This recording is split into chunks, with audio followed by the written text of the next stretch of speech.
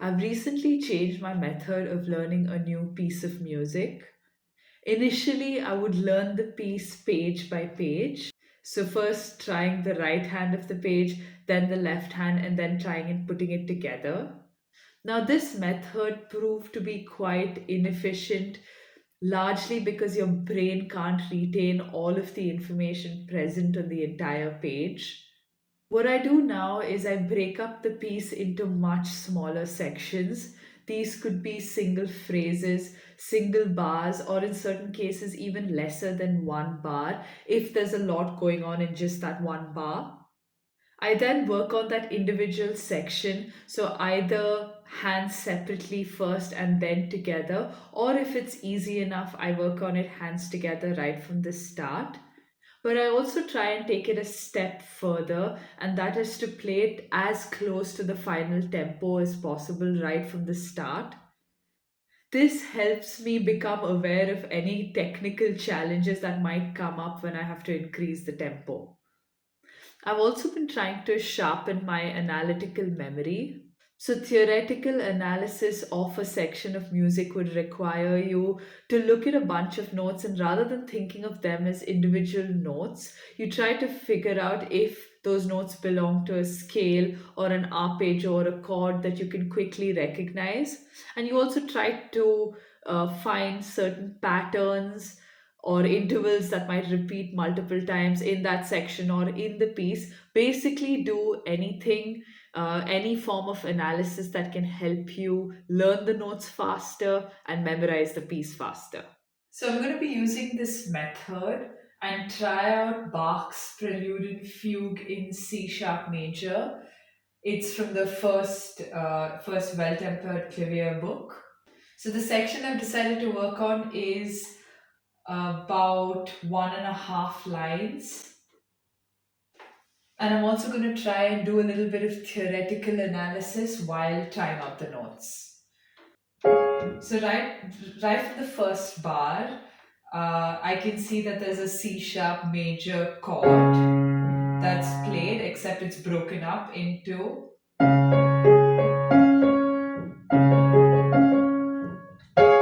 So what's important for me to remember is that it starts on the fourth finger. That might be something that I don't intuitively start on. I might do 1 3 5 instead.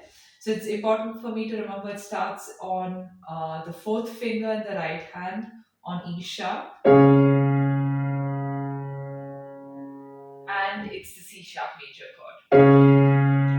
Also, another thing I noticed in the left hand is it goes up a scale, keeping the top note the same. So the bottom note goes up the C sharp major scale,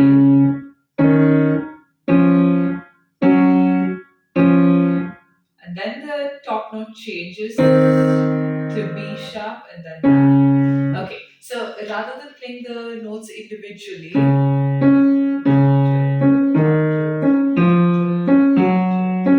I'm playing them together just so that it aids my memory.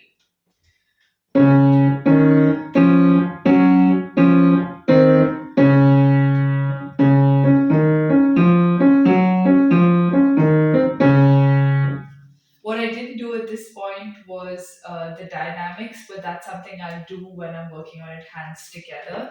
It starts piano, there's a forte in between, and a crescendo and diminuendo as well. Okay, first bar, right and left hands together. Oh, right. Again, I didn't remember that I have to start on my fourth finger in the right, and then it goes to.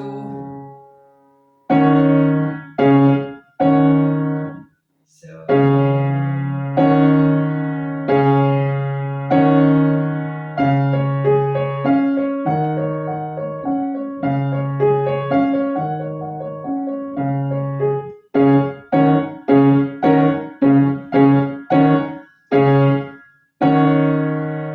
So this chord, the second bar's chord would be.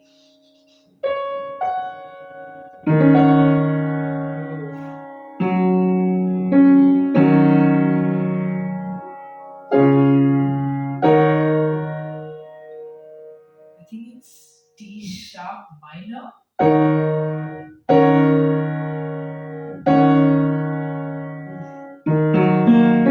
Oh, sorry, D sharp minor seventh, I think.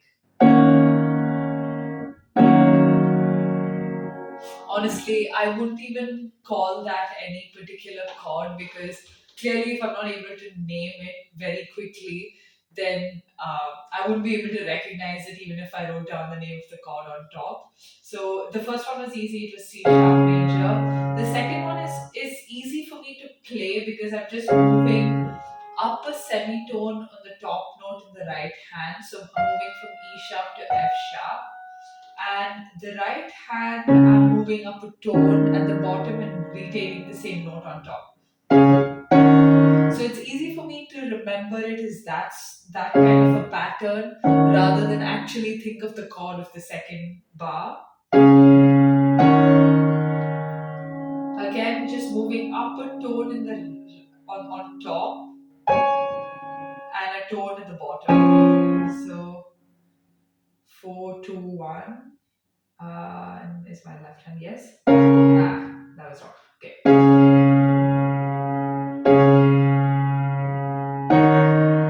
Sorry.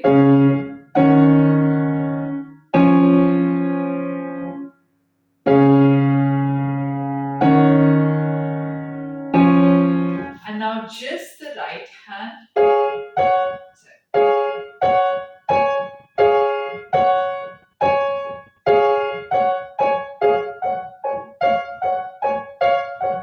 If I'm skipping the bottom note in the first bar, it's essentially this pattern.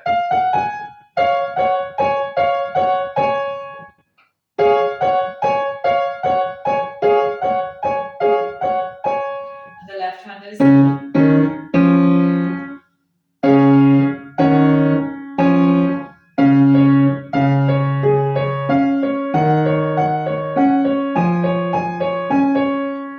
Now that was the first 3 bars. I think I've got it. I'm going to try and not look at the score and see if I can play it with the right finger numbers. But at this point, I do constantly need feedback from the score because I'm unlikely to be playing it correct every single time. So I'm going to try and play it a couple of times without looking at the score and then look at the score to see if I played it correctly.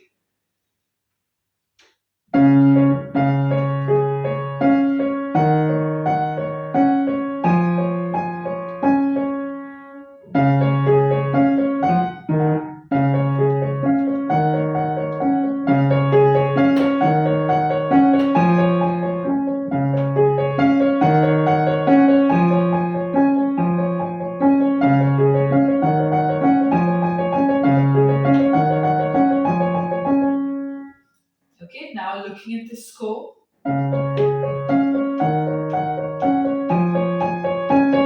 Okay, that seems all correct. I am naturally doing the crescendo as well, so that's good. Maybe I could do a little more of a crescendo there. Let me try that again.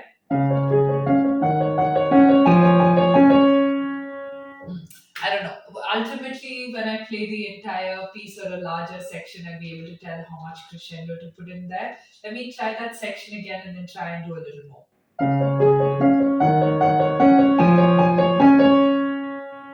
Okay, now the next bar is. So.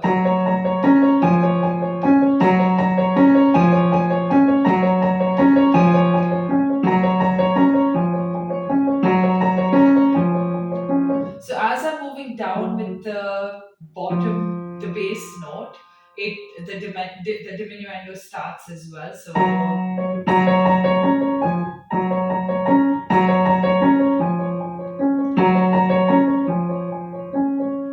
okay, let me try and play it through.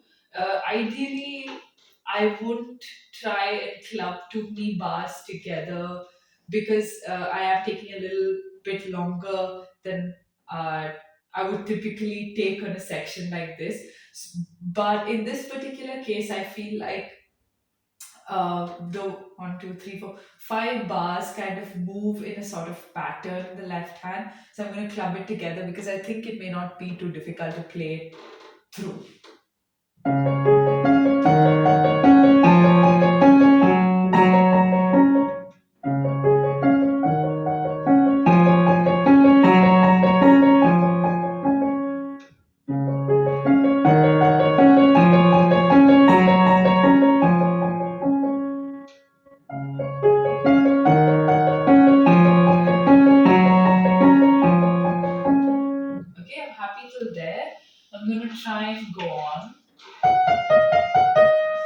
Now that,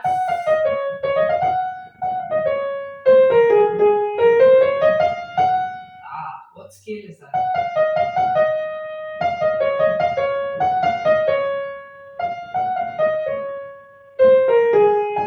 Ah,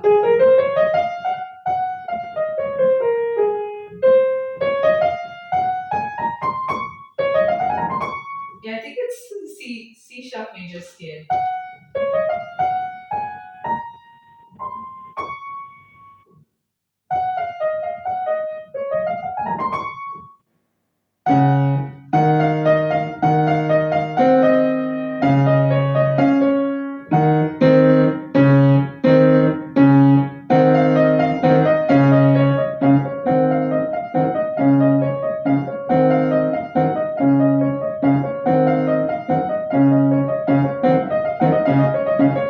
Okay, playing it faster, I do foresee that there might be a potential difficulty in playing those notes fast because my fingers don't seem to have enough space at that point.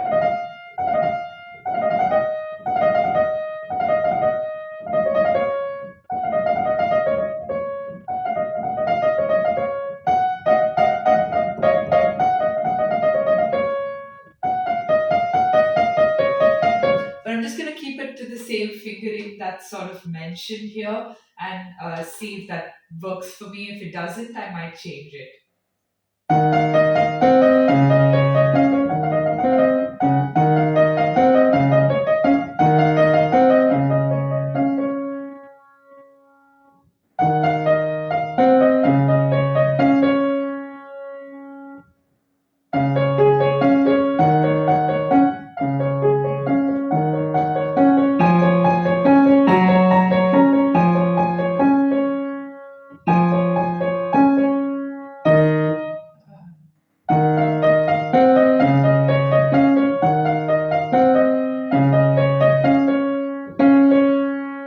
Okay, so far I think my notes are fine, but I'm going to look at it through. I did mention that I don't want to be playing it the entire thing through, but I think that would be good for this entire section.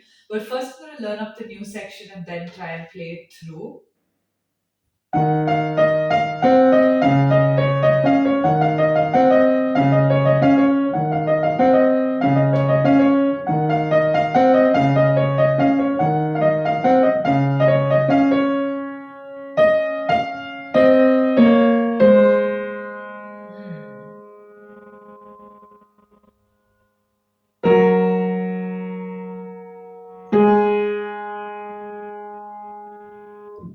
Something went wrong on the left hand there in the last bar that I'm trying to work on.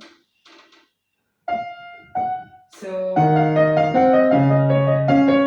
that's fine. Now I hold on to the C sharp, but let me work on it hands separately. So let's start with the right hand.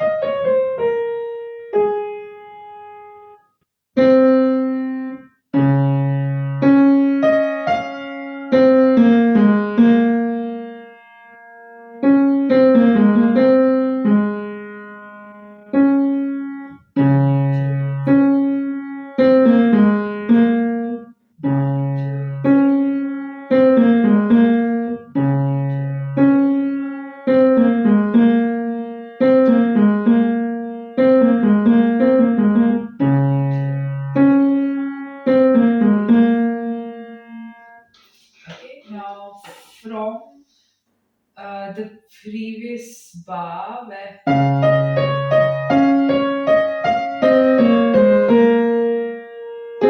yeah, might as well end with that. Ooh, but I should end on the first finger on that. Okay.